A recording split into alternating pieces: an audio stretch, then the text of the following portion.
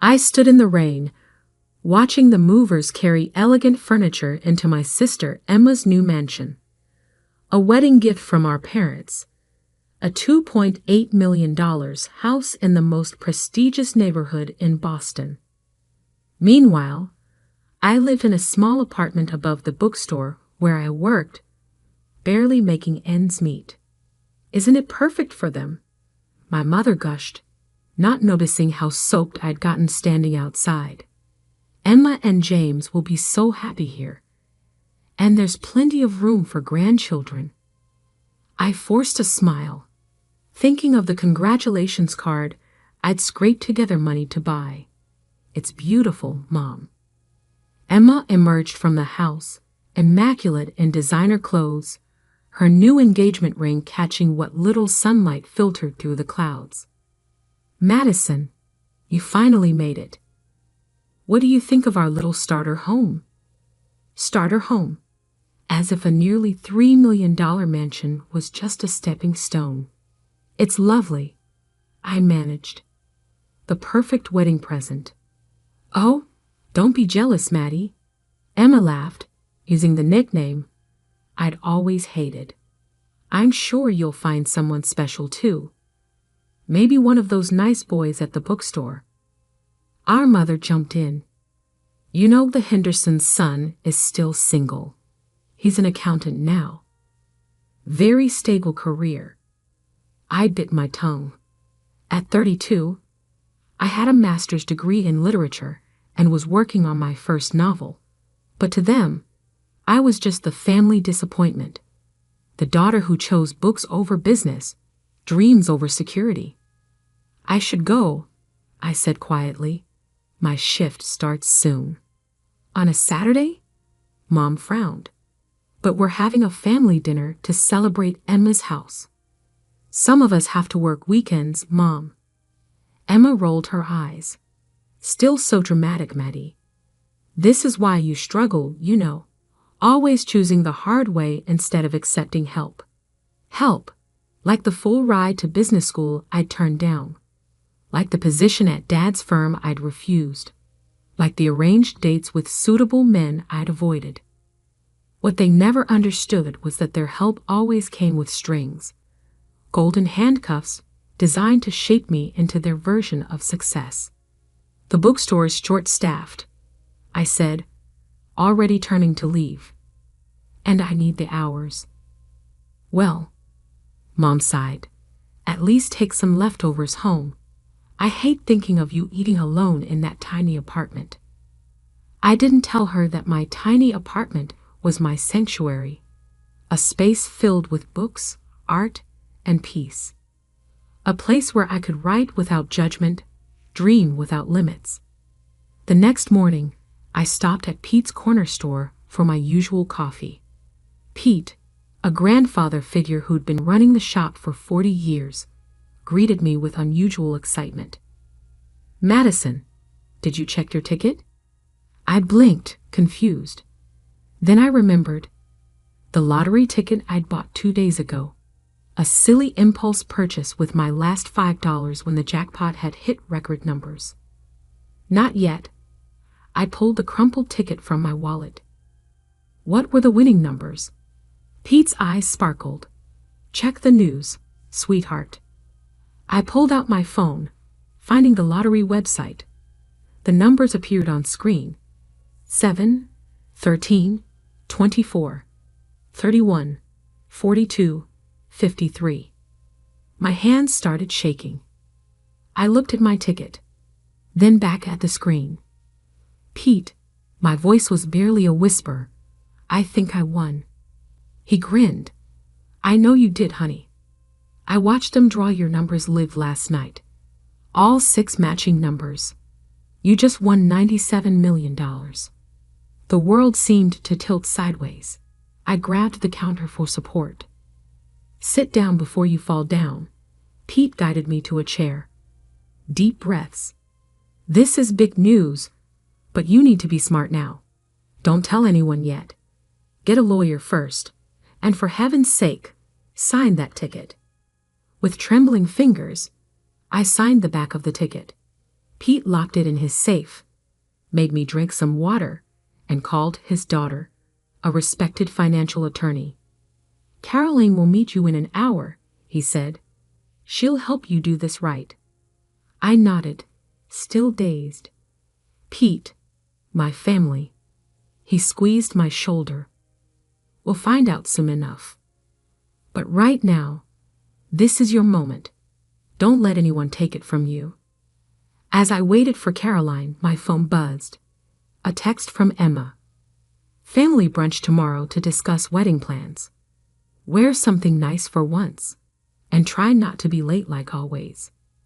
I stared at the message, thinking of her mansion, her perfect life, our parents' endless praise.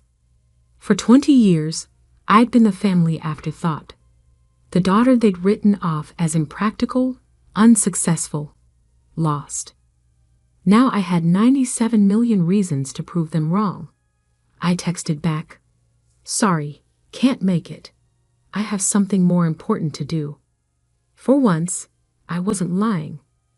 3 weeks later, I sat in my new lawyer's office, signing the final papers to claim my winnings. Caroline, Pete's daughter, had been invaluable, helping me set up trusts, investment accounts, and ironclad privacy protections. "Remember," she said, reviewing the documents, "once we submit these, your name becomes public record. Are you ready for that?" I thought of the changes I'd already made. I'd quietly resigned from the bookstore, leaving my manager a generous check to help hire and train my replacement.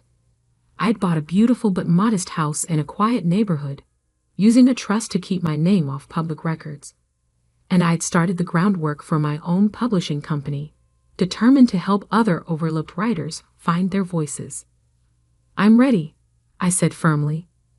The next morning, my face was splashed across every news outlet in Boston. Local writer wins $97 million lottery jackpot. Bookstore employee becomes multimillionaire overnight. Madison Bennett claims record-breaking prize. My phone exploded with messages. Old classmates, distant relatives, forgotten acquaintances, all suddenly remembering my existence. But the messages I was waiting for came last. First, Emma. "OMG, Maddie. Why didn't you tell us? Call me immediately." Then Mom. "Madison Elizabeth Bennett. How could you keep this from your family? We're coming over Rig HE now. Where are you living?" Finally, Dad. "Your mother is hysterical. Call us this instant." I turned off my phone and poured myself a cup of tea, settling into my new home office. Through the window, I could see the garden where I planned to create a reading nook. The morning sun painted everything in soft gold, making the moment feel almost magical. My doorbell rang. Through the security camera, another of Caroline's suggestions, I saw them. My parents and Emma, standing on my porch. Emma was dressed like she was heading to a photo shoot, while my mother kept smoothing her designer dress nervously. I took a deep breath and opened the door. "Madison," my mother burst out. "We've been so worried. Why haven't you answered our calls? And how did you afford this house? The lottery money hasn't even been released yet and—" "Hello, Mother." I cut her off calmly. "Would you like to come in?" They filed into my living room, taking in the tasteful furnishings and wall-to-wall bookshelves with barely concealed surprise. "Well," Emma said, running a finger along the shelf, "I suppose now you can finally move to a better neighborhood. Maybe near my new house.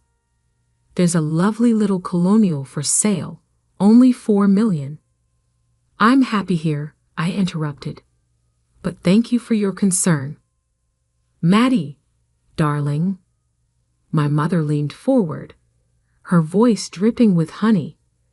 "You have to understand our shock. This is life-changing money. You'll need guidance, proper financial advice. Your father knows several excellent wealth managers. I have a team of advisors, I said. And it's Madison, not Maddie. Don't be difficult, Emma snapped. We're trying to help. God knows you've never been good with money. Like that time I loaned you $10,000 for your starter business, I asked quietly. The one you never paid back. Emma's face flushed. That was different. What you needed was to take responsibility. I stood up, my voice steady. Something none of you have ever expected from her. Now see here. My father finally spoke, his face reddening. We've always supported you both equally. I laughed.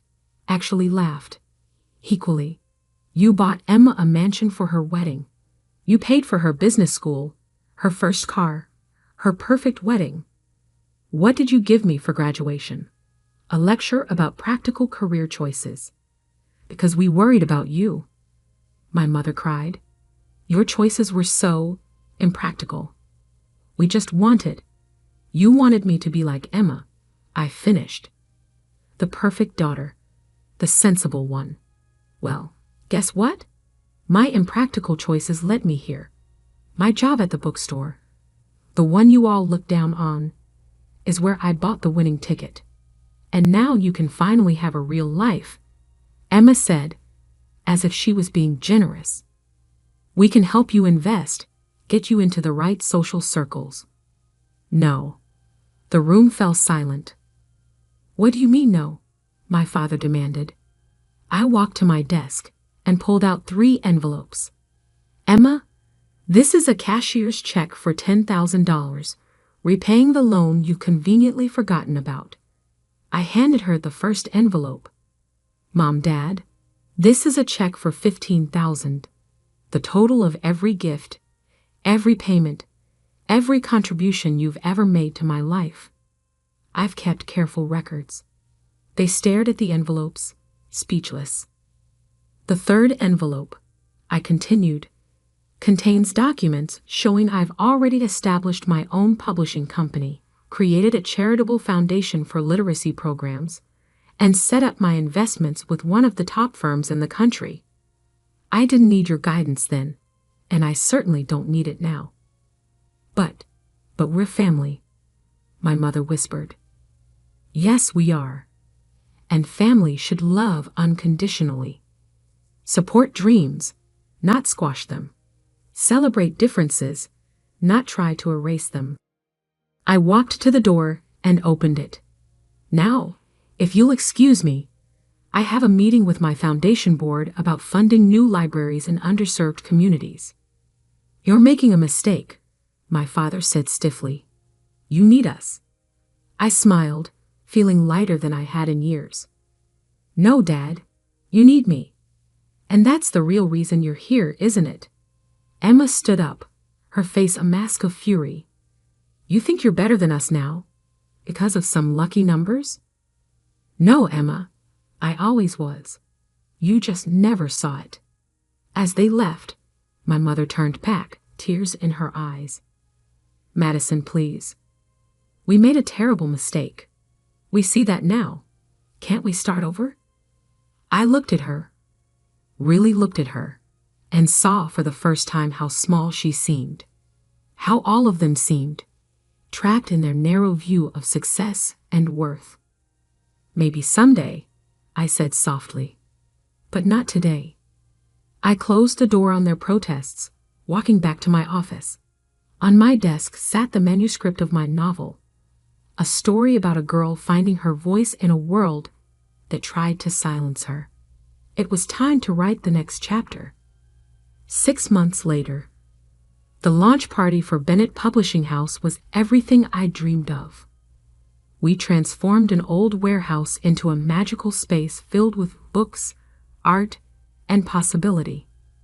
Local authors whose works we'd signed mingled with literary agents and journalists, while kids from our literacy program proudly showed off their own stories in a special display area. Pete stood beside me, beaming like a proud father. Look at what you've built, Madison. and not a penny wasted on showing off. He was right. While I could have easily bought a gleaming downtown office tower, I'd chosen to renovate this historic building instead, creating a space that felt like home to writers and readers alike. The millions I'd won had been carefully invested in education programs, in supporting new authors, in building something meaningful. My phone buzzed. A text from Emma. Saw your company in the Business Journal. Must be nice having everything handed to you. Betito, James lost his job. We could use some family support right now. I deleted the message without responding. Over the past months, they tried everything. Guilt, manipulation, fake kindness, and finally, outright demands. Emma's starter mansion was apparently too small now. Mom and Dad's country club membership needed renewal. James's failed investments needed covering. I'd ignored them all. Miss Bennett? A young girl tugged at my sleeve. She was one of our literacy program students, clutching a notebook. Will you read my story?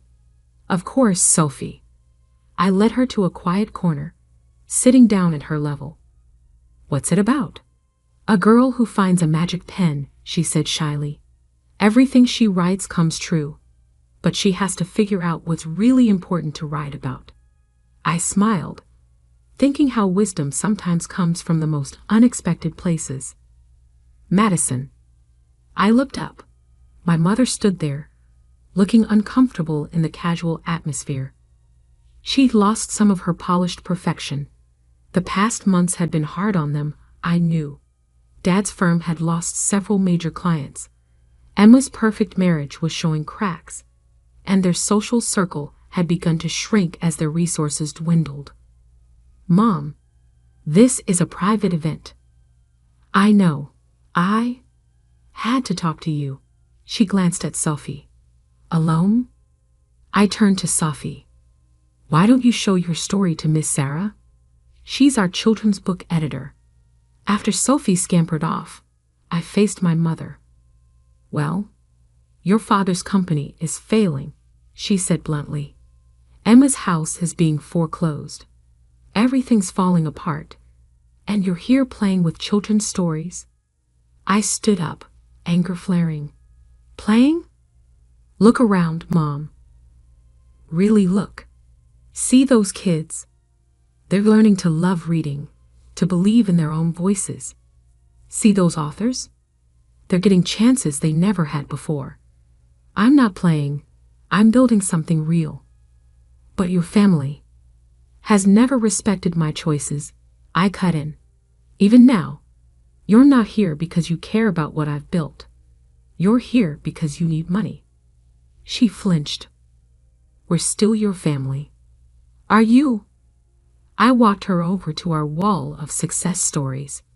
Photos of children reading, authors signing their first contracts, community programs making real change. Family celebrates each other's victories. Family supports each other's dreams. When was the last time you asked about my novel? My goals? My happiness? I don't know. Exactly. I turned to face her. The lottery didn't change who I am, Mom. It just gave me the freedom to stop seeking approval I was never going to get. Tears filled her eyes. We were wrong. I see that now. But can't you forgive us? Forgiveness isn't the issue, I said gently. I forgave you months ago. That's why I'm not angry anymore. But forgiveness doesn't mean letting people keep hurting you. What do you want from us? Nothing. That's the point. I don't need anything from you anymore. And until you can want a relationship with me that isn't about money or status or your idea of success, we don't have anything to discuss. A commotion near the entrance caught my attention. Emma had arrived with Dad and James in tow. Really? I sighed. You all came to ambush me at my company's launch. We're desperate." Emma cried, mascara running down her cheeks. "James lost everything in that investment scheme. The bank is taking our house, and Daddy's company is dying. Please, Maddie, you have to help us." The room had gone quiet. Our guests tried to pretend they weren't watching the drama unfold. I looked at my family. Really looked at them. Dad, gray and deflated without his usual power. Emma, designer clothes now slightly worn, desperate for a bailout. Mom, torn between pride and need. "No," I said firmly. "No." Dad's voice cracked. "I'll make you all a different offer instead." I pulled out my phone, pulling up some photos. "This is Carter Financial Services. They're looking for experienced advisors with community connections. Dad, they've agreed to interview you for a senior position. No guarantees, but a fair shot." I swiped to the next photo. "Emma, the local arts center needs a fundraising coordinator. With your social skills and event planning experience, you'd be perfect. James, my friend's construction company is hiring project managers. Real work, fair pay. You want us to work for other people." Emma looked horrified. "I want you to earn your own way. Like I did. Build something real. Find out who you are without the fancy titles and borrowed money. And if we refuse," Dad asked stiffly, "then you'll figure something else out. But you won't get a dime from me to maintain the lifestyle that made us all so unhappy." Mom stepped forward, surprising me. "The Arts Center, they really think Emma would be good at fundraising?" "Yes, because she is good at it. When she's actually trying, not just playing the perfect daughter." Emma wiped her eyes, smearing expensive mascara. "I don't know how to be anything else." "Yes, you do." I took her hand, the first time we touched in months. "You're smart, capable, and determined. Use those qualities for something meaningful instead of just appearances." Dad cleared his throat. "The position at Carter Financial. When's the interview?" "Tomorrow at 10. Don't wear your Rolex. Show them your experience, not your ego." One by one, they nodded, not happy, not grateful, but perhaps thoughtful. As they left, Mom turned back. "Your company, it's really amazing, Madison. I'm sorry we never saw." "I know," I said softly. "Maybe someday you'll see me too." After they were gone, Pete appeared at my side. "You okay, kiddo?" I looked around at my publishing house, at the dreams being born, the stories being told, the lives being changed. "You know what, Pete? I really am." Sophie came running back, waving her notebook. "Ms. Bennett, Ms. Sarah loved my story. She said maybe someday it could be a real book." I knelt down beside her. "Want to know a secret, Sophie?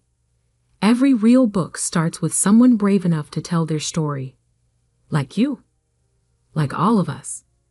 Later that night, I sat in my garden reading nook, working on my novel. My phone buzzed with a text from Emma. "I have an interview at the Arts Center tomorrow. Any advice?" I smiled, typing back, "Be yourself, your real self." The lottery hadn't just given me millions. It had given me the chance to show my family and myself what real wealth looked like. Not the money in my bank account, but the courage to finally be exactly who I was meant to be. And that was worth more than any number could measure.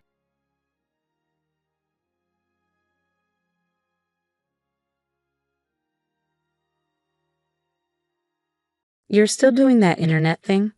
My brother David smirked across the Thanksgiving table, carving into his turkey with an air of superiority that only a Wall Street banker could muster. "What is it again? Selling stuff on Amazon?" I took a deep breath, reminding myself that engaging wasn't worth it. 5 years of these jabs had taught me patience, if nothing else. It's an e-commerce platform, I said quietly, reaching for the mashed potatoes. We help small businesses.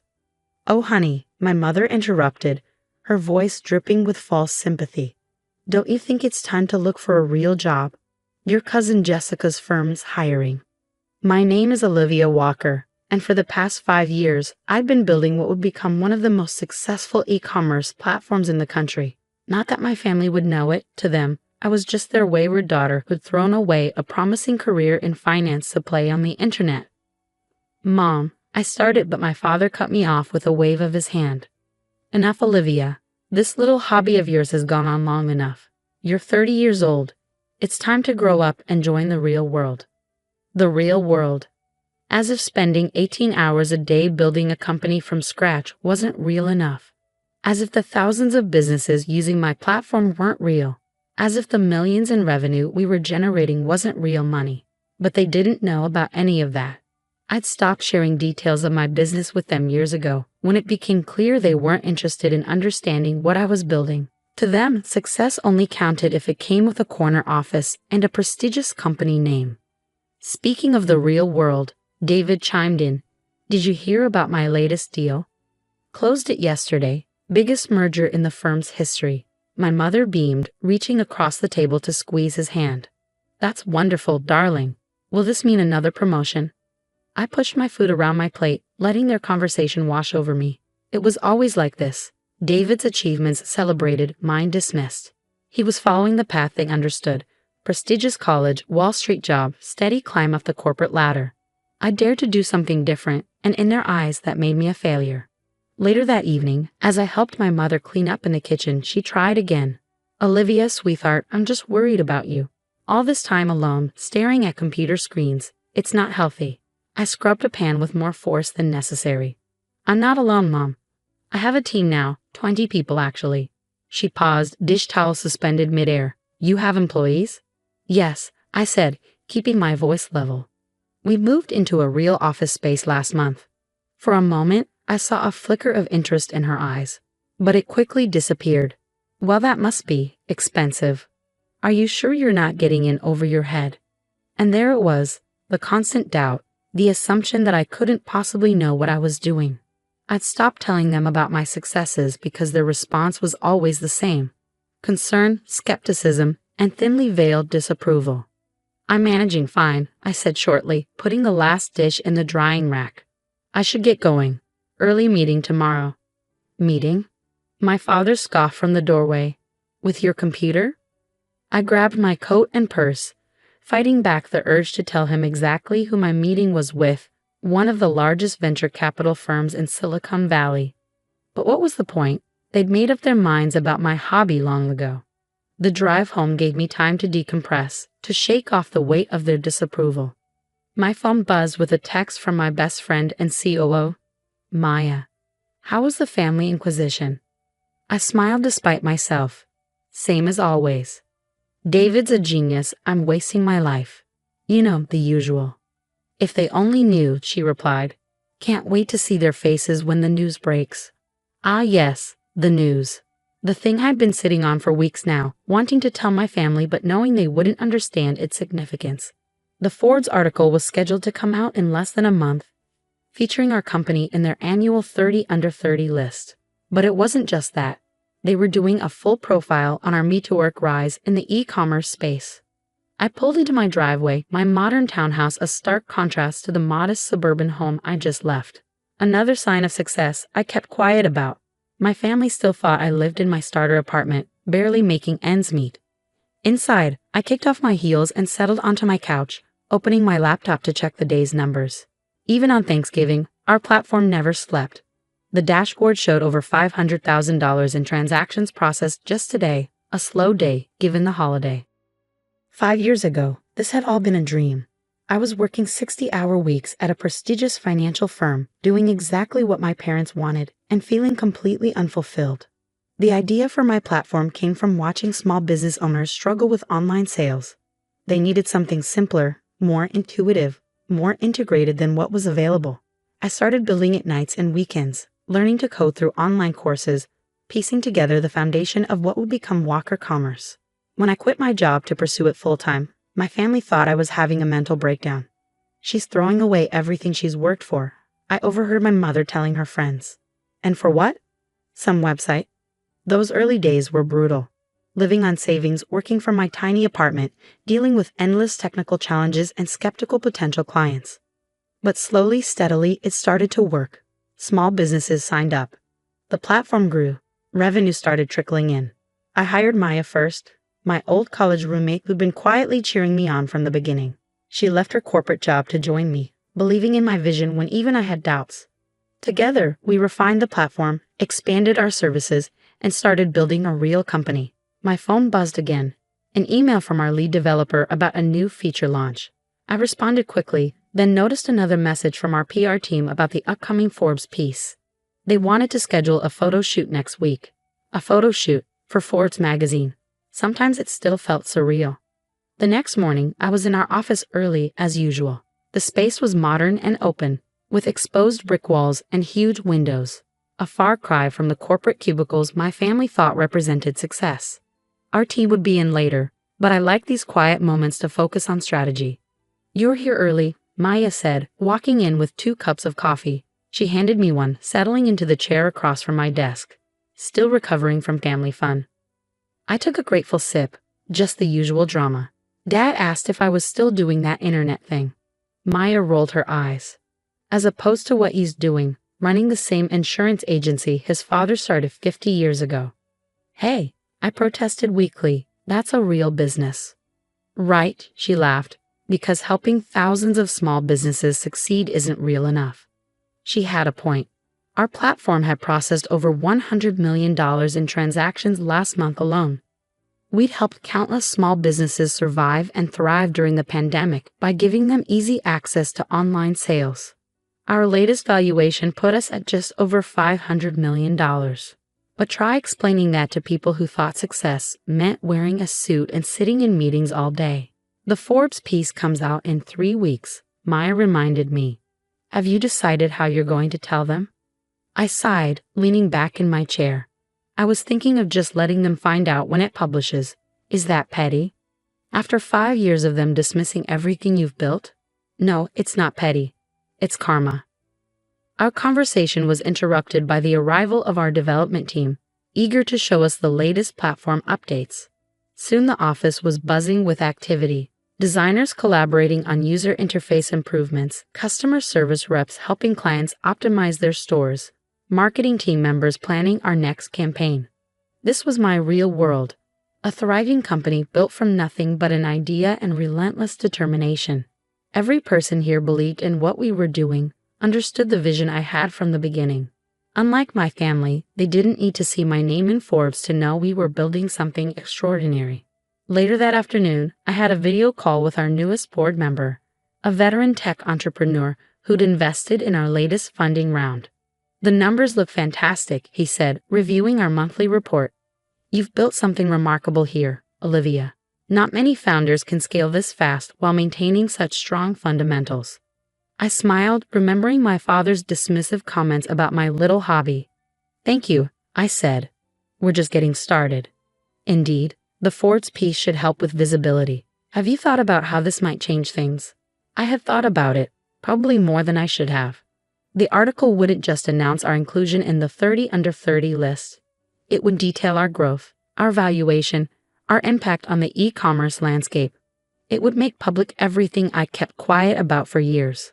"I'm prepared for the attention," I assured him. "We've got a solid PR strategy in place." What I didn't say was that I was more concerned about my family's reaction than any public scrutiny. How would they handle learning that their failing daughter had built a $500 million company right under their noses? That evening, as I worked late in my office, my mother called. I almost let it go to voicemail, but guilt won out. "Hi, Mom." "Olivia, honey, I've been thinking about what we discussed yesterday," she began, her voice taking on that careful tone she used when she thought she was being helpful. "Jessica's firm really would be perfect for you. They even offer great benefits." I pinched the bridge of my nose, staring at the multiple monitors on my desk displaying our platform's real-time analytics. Over 10,000 transactions have been processed just in the time since she'd started talking. Mom, I appreciate the thought, but I'm not looking for a job. My business is doing well. But is it stable? Do you have health insurance? A retirement plan? These are important things, Olivia. I thought about our comprehensive benefits package, the equity all our employees received, the 401 matching we'd implemented last year. But explaining any of that would just lead to more questions I wasn't ready to answer. I'm fine, Mom. Really? She sighed, that heavy, disappointed sound I'd grown so used to. I just don't understand why you won't consider other options. Your brother. I have to go, I interrupted. I have a call with our West Coast team. After hanging up, I sat in silence for a moment, looking around my office. The wall opposite my desk displayed our company values in bold letters: innovation, integrity, impact. Below them hung framed articles from various tech publications praising our platform's innovations.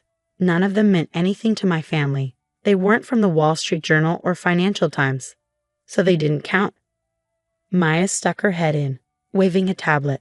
Final approval needed on the Forbes photo shoot location. They want to do it here in the office. Thoughts? I nodded. Makes sense. Just make sure they get shots of the team, not just me. This isn't a one-woman show. Speaking of the team, she said, settling into a chair, morale is through the roof since we announced the new equity distribution. People are excited about the growth. Our latest funding round had allowed us to increase everyone's equity stakes, something I was particularly proud of. Everyone who helped build this company deserved to share in its success. That's good, I said, then hesitated. Maya, am I being childish about my family? Should I just tell them everything? She considered this for a moment. Remember when you first started and they told you it was just a phase? That you'd come crawling back to your real job within 6 months? I nodded. And remember when you landed your first major client and they said it was just luck? That you couldn't build a sustainable business on the internet? Yes. And remember last Thanksgiving, when your brother literally patted you on the head and said maybe you could help him build a website for his dog's Instagram? I couldn't help but laugh at that memory. Okay, I get your point. They've had 5 years to take an interest in what you're building, to ask real questions, to understand why you believed in this so much. They chose not to. Let them find out with everyone else. She was right, of course. My family's dismissal of my work wasn't just about lack of understanding. It was about lack of respect. They decided early on that my path wasn't valid, that success only counted if it followed their predetermined script. Well, they were about to learn just how wrong they'd been. The morning the Forbes article was scheduled to go live, I sat in my office, staring at my phone. 3 weeks had passed since Thanksgiving, and my family remained blissfully unaware of what was coming. I declined their weekly dinner invitations, citing work commitments, which wasn't entirely untrue. Preparing for the publicity around the Forbes piece had kept us all busy. It's live, Maya announced, bursting into my office with her tablet. And it's, wow. I took the tablet from her, my heart racing as I read the headline. The Future of E-Commerce. How Olivia Walker Built a $500 million empire from her apartment. The article was everything our PR team had hoped for and more. It detailed our company's explosive growth, our innovative approach to helping small businesses, and the impact we'd had on the e-commerce landscape. There were photos of our office, our team, and yes, me, described as the visionary founder revolutionizing online retail. Your phone's about to blow up, Maya warned just as it started buzzing with notifications. LinkedIn messages, Twitter mentions, email alerts, text messages from friends and former colleagues. But nothing yet from my family. They didn't exactly follow tech news. That changed about an hour later. Olivia, my mother's voice was shrill through the phone. Why is Jessica calling me asking about you being in Forbes magazine? I took a deep breath. Because I am in Forbes magazine, Mom. The article just came out this morning. But how? Why? What's this about a $500 million company? That would be my little hobby, I said, unable to keep the edge out of my voice. The one you and Dad have been telling me to quit for the past 5 years. Silence on the other end. Then, we're coming over. To your office. Right now. Mom, I have meetings. Cancel them, she interrupted. Your father and I, we need to see this for ourselves. I looked at my calendar, back-to-back calls with investors and partners interested in the Forbes coverage. I can't just cancel everything. I'm running a company, remember? Please, Olivia, her voice softened. We need to understand. I sighed, signaling to Maya through the glass wall of my office. She nodded, already understanding what I needed. Fine. Come at 2. I'll have my assistant send you the address. Assistant, my mother squeaked, but I'd already hung up. Maya stuck her head in. Family drama incoming. They're coming here at 2. Can you? Already rescheduling your afternoon, she finished. Want me to warn the team? I nodded. Our employees knew bits and pieces about my family situation. It was hard to hide when we all worked so closely together. Just let them know we'll have visitors. The next few hours were a blur of calls and emails, responding to the wave of interest generated by the Ford's piece. Our PR team was fielding media requests, our sales team was swamped with inquiries, and our servers were handling record traffic from people checking out the platform. At exactly 2 p.m., the elevator doors opened and my parents stepped into our office. Their expressions as they took in the space, the modern decor, the bustling workforce, the wall of press mentions, were almost comical. Ms. Walker, our receptionist called out, your parents are here. Heads turned throughout that office. I could feel my team watching, curious about the family they'd heard so much about. I stepped out of my office to greet them. Mom, Dad, welcome to Walker Commerce. My mother was clutching her purse like a lifeline, her eyes darting around the space. My father stood rigid, his face unreadable. This is all yours, he asked. Yes, I said simply. Would you like a tour?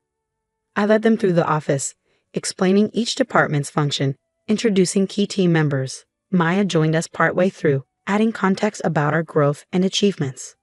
So when you said you had employees, my mother trailed off, watching our development team collaborate on a new feature. We have 78 full-time employees now, I supplied, plus contractors and part-time staff. 78? My father's voice cracked slightly. We ended up in my office, where I gestured for them to sit. The Ford's article was still open on one of my monitors, and my father's eyes locked onto it. $500 million, he said quietly. Your company is worth $500 million. As of our last valuation round, yes. I sat behind my desk, feeling strangely calm. That was 2 months ago. Given the Ford's coverage, it's probably higher now. My mother was shaking her head slowly. But? How? When? Why did you tell us? When would you have listened? I asked. When I started the company, you told me I was throwing my life away. When I landed my first major clients, you told me it was just luck. When I hired my first employees, you worried I was getting in over my head. We were concerned, my father defended. The internet, it's not stable. We wanted you to have a real career. This is a real career, Dad. Look around you. This is as real as it gets. Just then, Maya knocked and entered with a tablet. Sorry to interrupt, but you need to see this. CNBC wants to do a live interview tomorrow morning. I glanced at the email she was showing me. Book it and get PR to prep a briefing. My parents watched this exchange with wide eyes, seemingly struggling to reconcile this version of me, the CEO, the decision maker, with their image of their failing daughter. All this time, my mother said softly, when we thought you were struggling, you were building this. Yes, Mom. All those family dinners where you pushed job listings at me. I was already employing dozens of people. All those times you worried about my stability. I was raising millions in venture capital. All those moments you compared me to David. I was building something bigger than his entire firm. My father flinched at that. Olivia, you didn't believe in me, I finished. You didn't even try to understand what I was doing.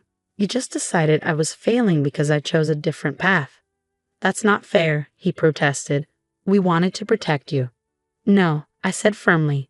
You wanted to control me. You wanted me to follow your definition of success. But look where I am now. I did this my way, without your support, without your approval, without your help. My mother was crying silently now, dabbing at her eyes with a tissue. My father looked lost, his usual confidence shattered. I think, he said slowly, we owe you an apology. Several, actually, Maya muttered from the doorway. I shot her a look, but couldn't help smiling. Why didn't you tell us? My mother asked again. About any of this. I leaned back in my chair, considering the question. Would it have changed anything? Would you have suddenly understood what I was building?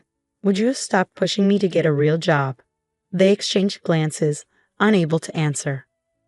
That's what I thought, I said. I stopped telling you about my successes because you'd already decided I was failing. Nothing I said would have changed your minds until something like this. I gestured to the Forbes article, forced you to see the truth. Just then, my phone buzzed with another notification. I have a call with Singapore in 5 minutes, I said, standing. Maya can show you out. Singapore. My father repeated weakly. We're expanding into Asian markets, I explained. The call's with our new regional partners. My mother stood, clutching her purse. Olivia, please, can we have dinner tonight? As a family? We need to talk about all this.